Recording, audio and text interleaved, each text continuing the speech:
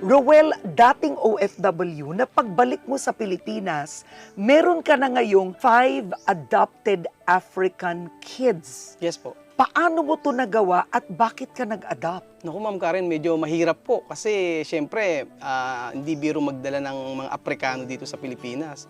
Syempre sa papel pa lang. So galing po sila sa Equatorial Guinea at nung time po na ako magpo-for good na, sumama sila, mas gusto nila sumama sa akin. Parang sila na po yung second family ko sa Equatorial Guinea. Gaano katagal ka ba sa Equatorial Guinea? Anong trabaho mo doon? 8 years na po ako doon. Tapos po, isa po akong data entry specialist. Paano mo sila nakilala? Ikwento mo. That time po kasi nag-start ako mag-vlog noon. Etong si Misma, ayan, siya po yung maliit pa siya dati noon eh.